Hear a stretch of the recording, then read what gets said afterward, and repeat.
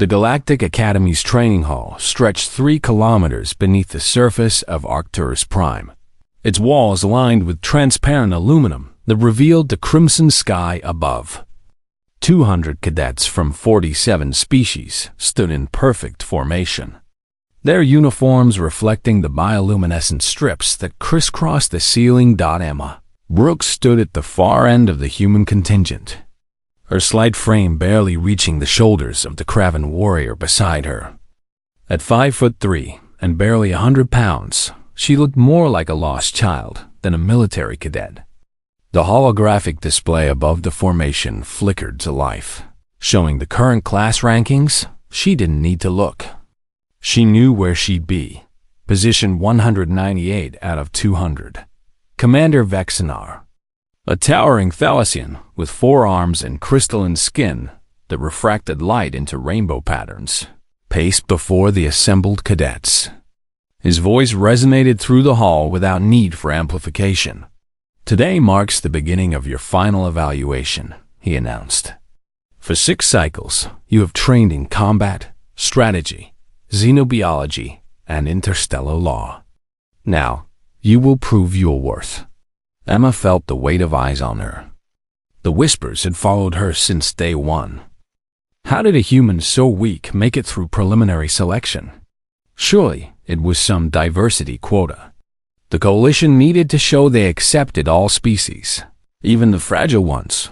Lieutenant Kale, a human instructor built like a linebacker, caught her eye and gave a slight nod. He'd been the only one who hadn't written her off immediately. But even his faith seemed strained after 6 months of watching her struggle with physical trials that other species completed effortlessly. "Your first trial begins in 30 minutes, Vexenar continued. "Report to your designated sectors." Dismissed. The formation broke apart like a wave hitting rocks. Emma moved with the crowd, her boots barely making a sound compared to the heavy footfalls of the larger species around her. She felt a deliberate shoulder check from a Kraven named Zorth, sending her stumbling into a support column. "Sorry, didn't see you there," Zorth rumbled, his tusks gleaming as he grinned. "So small." His pack of followers laughed as they moved past. Emma steadied herself, jaw tight. She'd learned not to respond to the provocations. It only made things worse. The human cadets gathered in Sector 7, a smaller preparation chamber with lockers and equipment racks. There were 15 humans in this class, and Emma had hoped to find solidarity with her own species. Instead, most of them treated her with the same dismissive attitude as the aliens. "Brooks, you're with Delta Squad," Kale said, reading from his datapad. "Equipment check in 5. Delta Squad." The same squad she'd been dragging down for months. She could see the frustration in their faces as they gathered around the equipment table. Jake Morrison, the squad leader, didn't even look at her. "Just stay out of the way during the trial. We can't afford another failed evaluation because of you." "I'll do my part," Emma said quietly. "Your part is not getting us all killed," snapped Claire Hayes, a muscular woman who'd aced every physical test. "Last time you nearly got crushed in the combat sim because you couldn't move fast enough." It was true. Emma's performance in the simulations had been abysmal. While other cadets dodged plasma fire and scaled obstacles, she'd barely survived, often saved only by her squad's intervention. But she'd passed the written exams with perfect scores. She'd solved tactical scenarios that stumped even the Zereth, a species known for their strategic minds. She understood alien psychology, could speak 7 galactic languages fluently, and had memorized every regulation in the coalition. Military code. None of that mattered when you couldn't lift a standard issue rifle without your arms shaking. The squad geared up in silence. Emma strapped on her body armor, which had been custom fitted to her smaller frame, and checked her weapons. The plasma pistol felt heavy in her hands. Everything felt heavy. "Cadets, proceed to the Vault of Trials." Vexenar's voice echoed through the comm system. The Vault of Trials was legendary. Every graduating class faced it, and every class emerged with stories of the challenges within. The specifics changed each year, adapted by the Academy's artificial intelligence to test the particular strengths and weaknesses of each group. Emma followed her squad through the winding corridors, her heart hammering. She'd trained for this. She'd studied. She'd pushed herself to the absolute limit of her physical capabilities. It wouldn't be enough. It never was. The vault's entrance loomed before them, a massive circular door 50 feet in diameter, covered in glowing glyphs from ancient Forerunner civilization. The Forerunners had built most of the galaxy's infrastructure before their mysterious disappearance millennia ago, and their technology still surpassed anything the current species could create. 200 cadets assembled before the door, arranged by squad. Emma stood at the back of Delta Squad, trying to make herself invisible. Vexenar appeared on a hovering platform, his 4 arms spread wide. Beyond this door lies a test created by the founders themselves. You will face challenges of body, mind, and spirit. Some of you will fail. Some may not return at all. A murmur rippled through the crowd. Not return? Emma had heard the vault was difficult, but deadly? This year's trial is unique, Vexenar continued. The Academy's core intelligence has detected something within the vault that has not appeared in 3,000 years. What you will face, we do not know, but we trust in your training.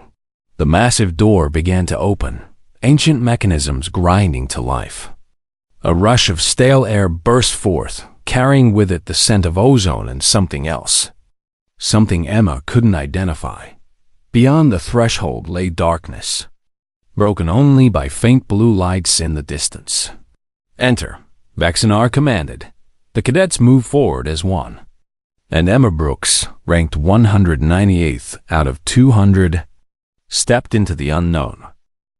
The darkness of the vault swallowed them whole. Emma's helmet automatically activated its night vision, bathing the world in shades of green. The cadets spread out into their designated squads, each taking a different branching path from the main chamber. Delta Squad's route led them down a corridor of black stone, the walls covered in more Forerunner glyphs that pulsed with faint bioluminescence. The pattern seemed to shift as Emma walked past, though she couldn't be sure if it was a trick of the light or something more. Stay tight, Jake whispered over the squad com. Brooks, middle of formation. Don't wander. Emma bit back a response and took her position. At least in the middle, she was protected, and less likely to slow them down if something attacked from the flanks. The corridor opened into a vast chamber, its ceiling lost in shadows above. Scattered throughout the space were obstacles, platforms suspended in mid-air, and what looked like ancient defense turrets, long dormant. In the center of the room stood a pedestal, and on it, a small crystalline cube that glowed with soft white light.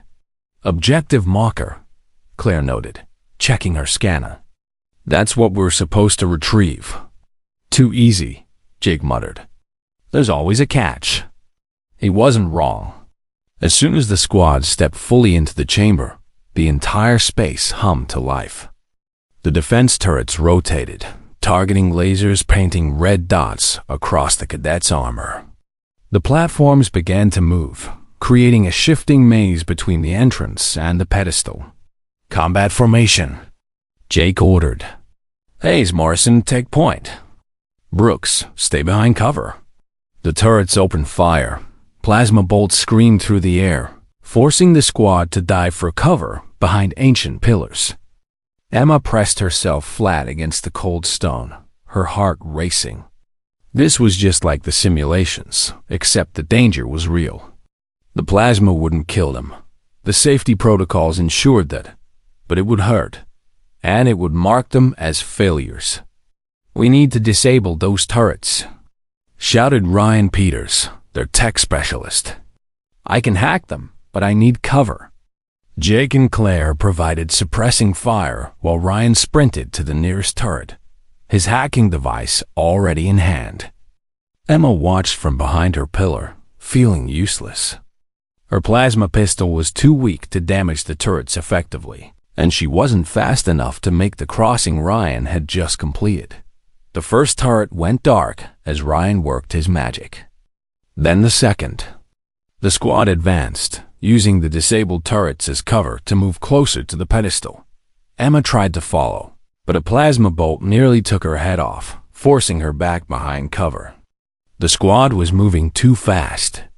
She couldn't keep up. "Brooks, move!" Jake's voice was sharp in her ear. She tried. She ran for the next pillar, but her shorter legs couldn't cover the distance before the turret tracked her. A plasma bolt caught her in the shoulder, and even through the armor, the pain was intense. She stumbled, falling hard on the stone floor. "Damn it!" Claire's voice. "Ryan, cover her." Ryan doubled back, laying down suppressing fire while Emma struggled to her feet. The shoulder of her armor was scorched, the pain radiating down her arm. "I'm sorry," she gasped as Ryan pulled her behind cover. "Just stay here," he said, not unkindly. "We've got this." And they did. Within minutes, Jake, Claire, and the others had disabled all the turrets and reached the pedestal. Jake grabbed a crystalline cube, and a pleasant chime echoed through the chamber. "Objective complete," announced an artificial voice. "Proceed to the next trial." A new door opened at the far end of the chamber, revealing another dark corridor. The squad regrouped, and Emma rejoined them, her shoulders still throbbing. Jake looked at her, his expression unreadable. "Can you continue?" "Yes," Emma said firmly. He nodded, but she could see the doubt in his eyes. She was a liability. They all knew it. The next 3 trials followed a similar pattern. Each challenge required physical prowess, quick reflexes, or brute strength. Emma's squad adapted, developing an unspoken strategy of keeping her out of the critical path.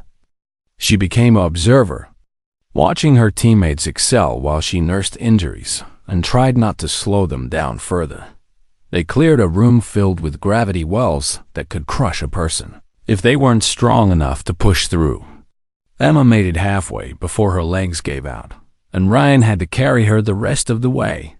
They navigated a corridor of laser grids that required gymnastic precision to avoid. Emma triggered 6 alarms, her body simply unable to contort the way the trial demanded. They fought holographic enemies in an arena, and Emma's shots missed more often than they hit. Her hands shaking from exhaustion. By the time they reached the 5th chamber, Emma was barely standing. Her armor was scorched in 12 places. Her body ached, and she could see the frustration radiating from her squadmates. "Maybe you should wait here," Claire suggested as they stood before the entrance to the next trial. "We can come back for you." It was phrased as concern, but Emma heard the real message. "You're holding us back." "I'll keep going," Emma said, her voice hoarse. Jake sighed. "Fine, but Brooks, seriously, just stay out of the way." The 5th chamber was different from the others. Where the previous rooms had been filled with obstacles and enemies, this one was vast and mostly empty. In the center, on a raised platform, stood something that made Emma's breath catch. A sword dot. It was enormous, at least 6 feet long, its blade a dark metal that seemed to absorb light rather than reflect it. The hilt was wrapped in what looked like aged leather, and the crossguard bore the same Forerunner glyphs that covered the vault's walls. But what made it truly striking was the way it sat on the platform, embedded in the stone as if it had been there since the vault's creation. "Is that part of the trial?" Ryan asked, scanning it with his device. "I'm not getting any readings. It's like it doesn't exist." Vexenar's voice suddenly crackled over all comm channels, reaching every squad in the vault. "Attention, all cadets. You have discovered an artifact of the Forerunners, previously unknown to the Academy. This is the trial of worth. Any cadet who believes themselves capable may attempt to claim the weapon. A pause then. Be warned. 14 species have tried to move Forerunner weapons in the past. None have succeeded. Emma stared at the sword. Something about it called to her, a pull she couldn't explain. Around the chamber, she could hear other squads arriving, drawn by the same phenomenon. Zorth and his Kraven pack were the first to approach the platform. A Forerunner weapon? The strength it would bring would be legendary. The massive alien climbed onto the platform and wrapped both hands around the sword's hilt. His muscles bulged as he pulled. The sword didn't move. Not even a millimeter. He roared with effort, his face turning a deeper shade of gray. But the weapon remained immovable. "Let me try," said Azirath, their crystalline body glowing with exertion as they attempted to lift the sword. Nothing. One by one, cadets from every species tried. The strong, the swift, the telepathic, the technologically augmented. None could budge the weapon. "It's locked by gravity manipulation," Ryan concluded after scanning it again. "The sword is generating a gravitational field of approximately 10,000 times normal. Nothing we have can move it." Emma watched the attempts, that strange pull growing stronger. She found herself walking toward the platform without consciously deciding to move. "Brooks, what are you doing?" Jake called out. She didn't answer. She climbed onto the platform, barely aware of the laughter that followed her. "The weakest cadet wants to try?" Zorth's voice boomed. "This will be amusing." Emma stood before the sword, her small hand reaching out. She could feel the weight of it from here, a crushing presence that should have driven her to her knees. But it didn't. Her fingers wrapped around the hilt, and the leather felt warm beneath her palm. Every eye in the chamber was on her now, waiting for the inevitable failure. Emma pulled. The sword came free as easily as drawing a knife from a sheath. The chamber exploded with light. The sword blazed with energy that cascaded down its blade in waves of silver and blue. Emma held it aloft, and despite its massive size, it felt weightless in her hands. Perfectly balanced, like it had been made for her. The entire vault shuddered. Ancient mechanisms ground to life throughout the structure. The glyphs on every wall ignited with brilliant light, and the artificial voice that had been guiding them through the trials went silent, replaced by something else. Something older. Air acknowledged. A deep, resonant voice echoed through every chamber. Genetic markers confirmed. "Welcome, child of Earth." Emma stood frozen on the platform, the sword still raised, its light reflecting off the stunned faces of 200 cadets. The laughter had died instantly, replaced by shocked silence. Zorth's tusked jaw hung open. The Zirath's crystalline body had stopped glowing entirely. Even Jake and her squadmates stared at her like she'd transformed into something alien. "That's impossible," Commander Vexenar's voice came through the comm, stripped of its usual authority and replaced with pure shock. "The gravitational lock should have been... Someone get me readings on that weapon immediately." Emma lowered the sword slowly, its light dimming to a soft glow. The blade was as long as she was tall, yet somehow it felt natural in her grip. The moment her feet touched the platform's floor, the vault shuddered again, and new passages opened in the walls. Passages that hadn't existed moments before. "All cadets, return to the entrance immediately," Vexenar commanded, his composure returning. "The trial has been suspended pending investigation." But Emma barely heard him. Her attention was fixed on the sword. Along its blade, Forerunner glyphs were appearing, writing themselves in light. And somehow, impossibly, she could read them. Humanity's burden. Humanity's right. The strength to protect when others cannot. "Brooks." Jake's voice was quiet, almost reverent. "What just happened?" "I don't know," Emma admitted. The sword's glow pulsed in rhythm with her heartbeat. I felt like I should try." Claire approached cautiously, as if Emma might suddenly become dangerous. "Can you put it down?" Emma tried. She willed her fingers to release the hilt, but the sword remained firmly in her grasp. A flash of panic crossed her face. It won't let go. Don't panic, Ryan said, already scanning her and the weapon. It's not stuck. It's bonded. I'm reading some kind of quantum entanglement between your neural patterns and the weapon's control matrix. He looked up, eyes wide. Emma, I think this thing chose you. The march back through the vault was surreal. Cadets from other squads stopped their own trials to watch as Emma passed, the sword still in her hands, its glow lighting the dark corridors. The whispers followed her, a stark contrast to the ones she'd endured for months. How did the human do it? She's the weakest one here. The Forerunners must have made a mistake. Maybe humans have some hidden quality we don't know about. Emma kept her eyes forward, her mind racing. She'd spent 6 months as the Academy's biggest joke, and now she was carrying a legendary artifact that had defeated every species' attempts to claim it. It didn't make sense. The entrance chamber was packed with instructors and Academy officials by the time the cadets emerged. Vexenar stood at the center, his forearms crossed, his crystalline face unreadable. Next to him stood High Coordinator Talvin, an ancient Xerath whose body glowed with the wisdom of centuries. Cadet Brooks. Talvin's mental voice projected into everyone's minds. Approach. Emma walked forward, acutely aware of every eye on her. The sword's weight remained absent, but she felt the weight of expectation crushing down on her shoulders. Do you know what you carry? Talvin asked. A Forerunner weapon, Emma said carefully. Beyond that, no. This blade is known in the old texts as Graviton's Edge, the High Coordinator explained. The Forerunners created 5 such weapons, each designed to bond with a worthy warrior of a specific species. 4 have been found over the millennia.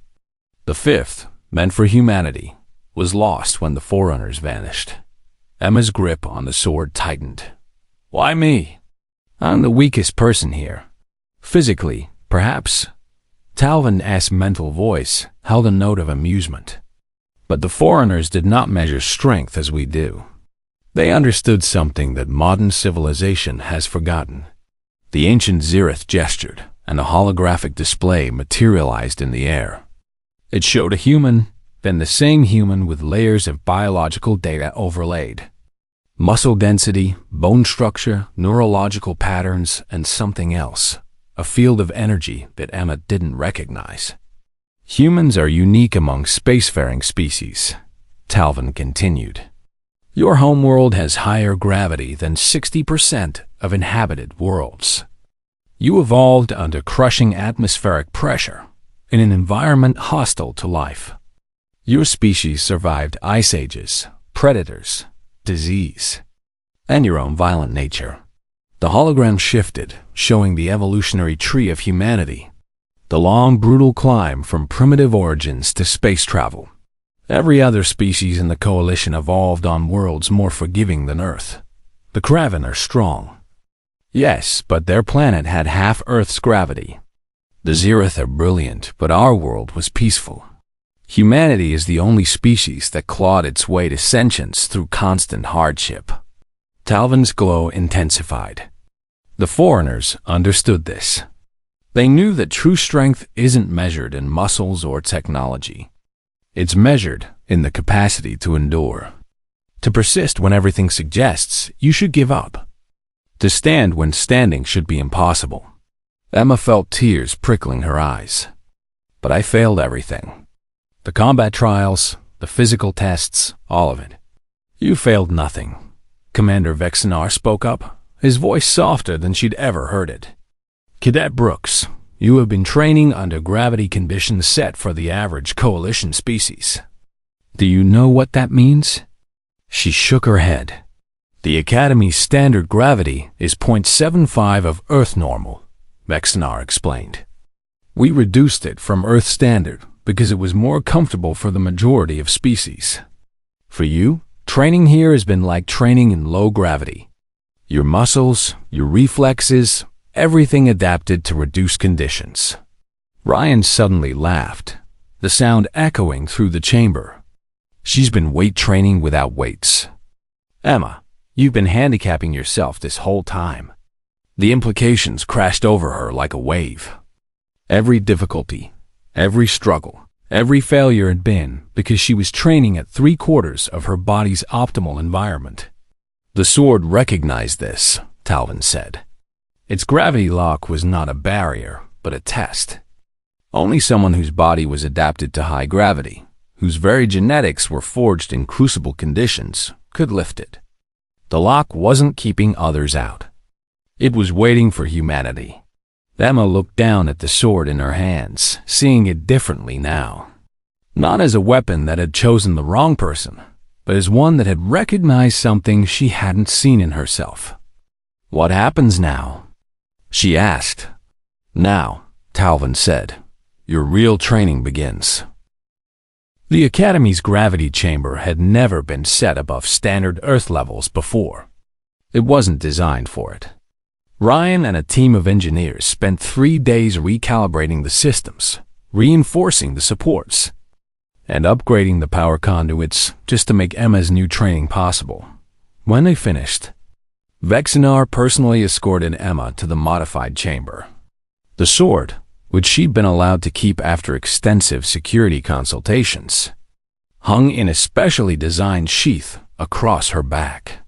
Standard Coalition military training occurs at 0.75 Earth gravity, Vexinar explained as they walked. Your body adapted to this reduced load, which explains your performance difficulties. Today, we correct that. The chamber door opened, revealing a circular room 50 meters in diameter. The walls were reinforced titanium, the floor padded, and holographic emitters lined every surface. At the center stood Lieutenant Kale, the human instructor who'd never quite given up on her. Brooks, Kale nodded. Ready to learn what you're really capable of. Emma stepped inside and immediately felt the difference. The gravity was noticeably heavier, pressing down on her shoulders like a physical weight. Her legs trembled slightly as they adjusted. We're at 1.0 Earth gravity now, Kale said. This is what you were born for. How does it feel? Emma took a few experimental steps. After the initial shock, her body began to adapt. Her muscles, which had been operating at reduced capacity for months, suddenly had the resistance they craved. She felt grounded, solid. It feels right, she admitted. Kale grinned.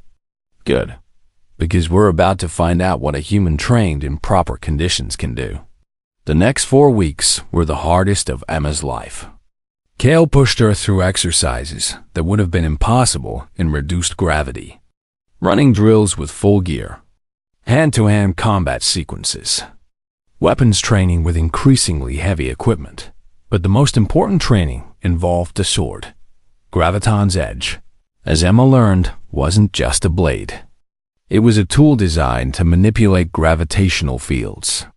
In the hands of someone capable of wielding it, the sword could increase or decrease gravity in localized areas, making opponents too heavy to move or causing obstacles to become weightless.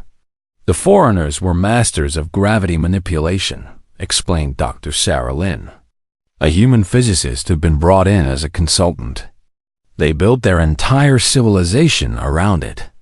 This sword is essentially a portable gravity generator, but one that requires a neural interface to control.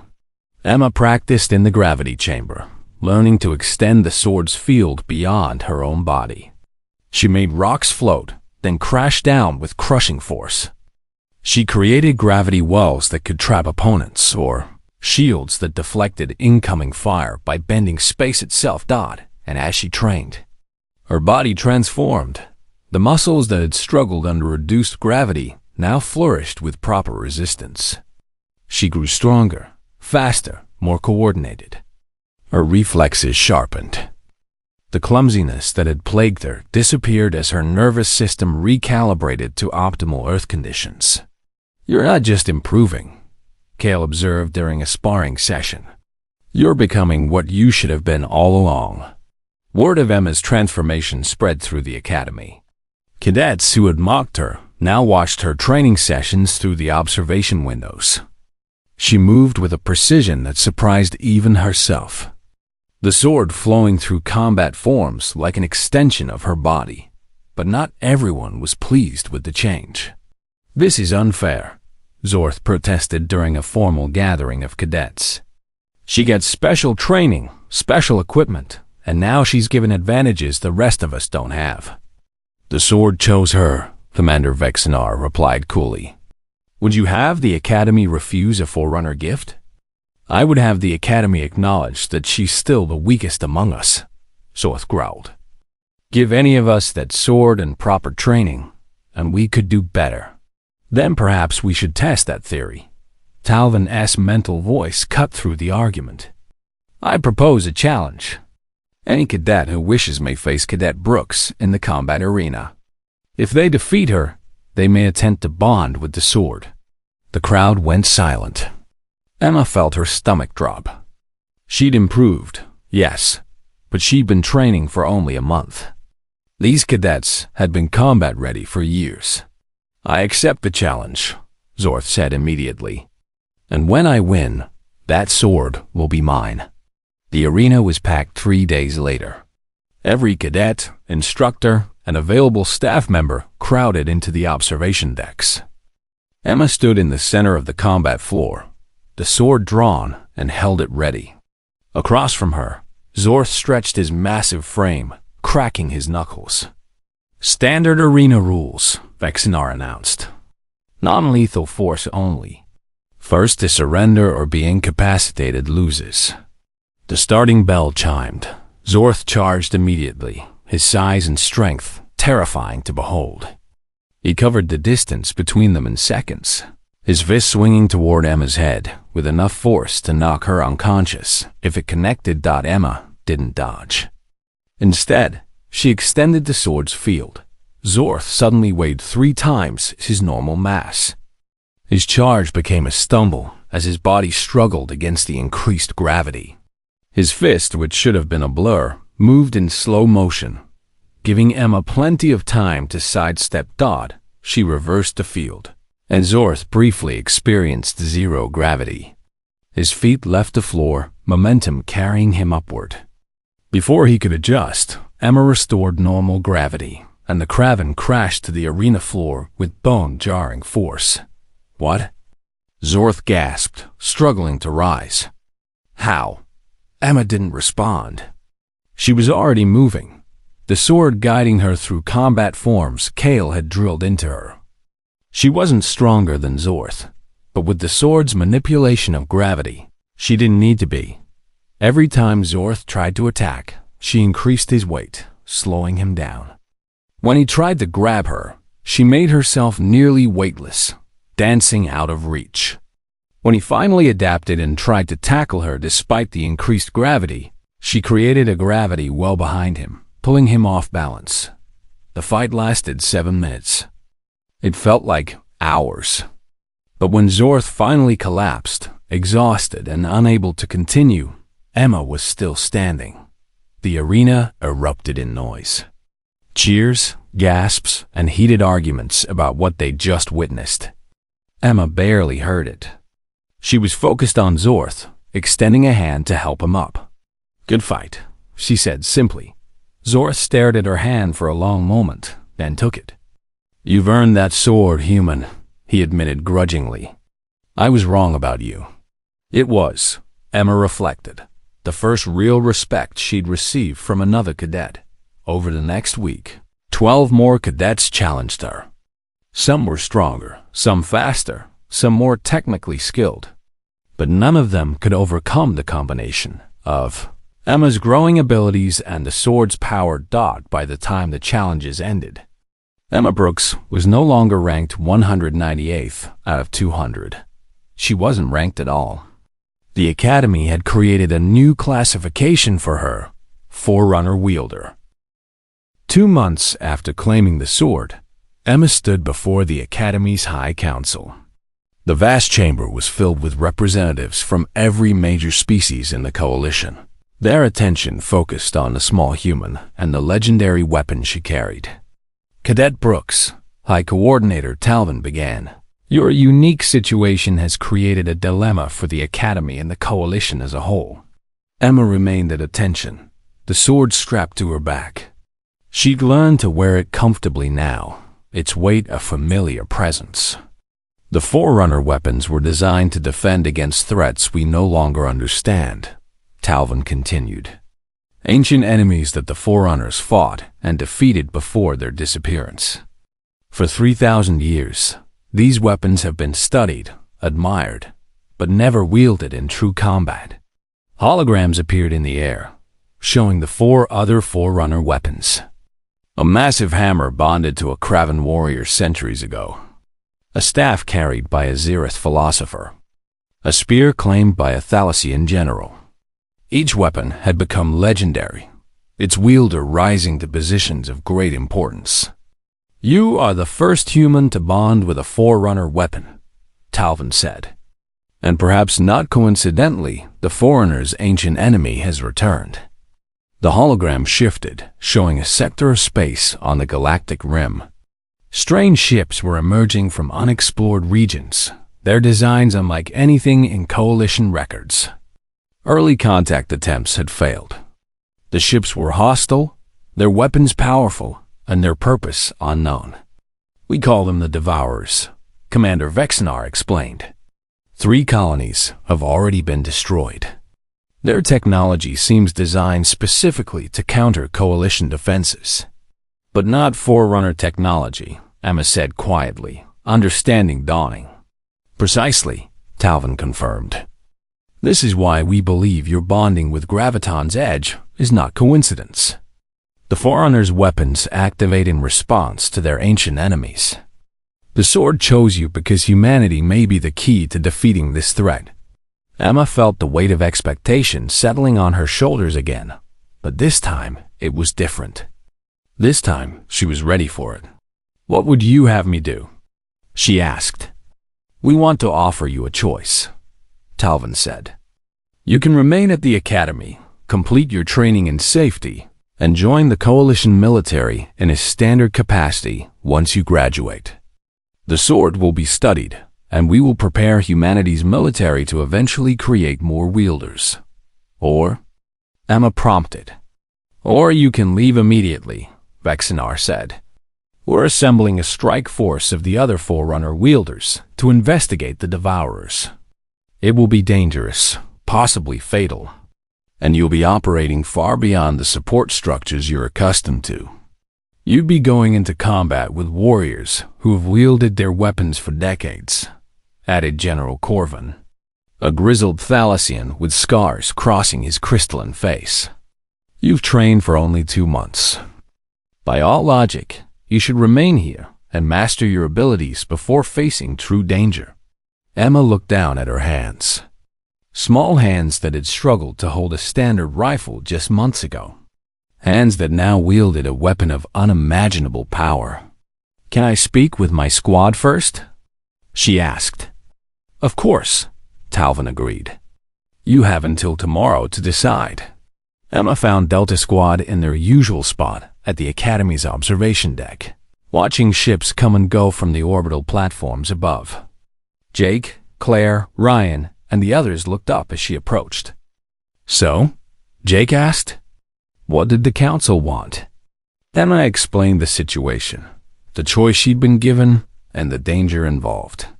When she finished, the squad was silent for a long moment. You're going, aren't you? Claire said finally. It wasn't a question. I don't know, Emma admitted. Part of me thinks I should stay and train more. I've only been wielding the sword for 2 months. What business do I have going up against an ancient enemy? You're scared, Ryan observed. That's good. It means you're smart. But? Emma prompted, hearing the unspoken word. But you've never been the type to take the safe path, Jake said. You stayed in the Academy even when everyone, including us, told you that you didn't belong. You kept pushing forward when a smarter person would have quit. He's right, Claire added. Emma, you were ranked dead last in our class. You had every reason to give up, but you didn't. And now you're holding a legendary weapon and getting invitations to join strike forces with warriors who are basically legends. Emma smiled slightly.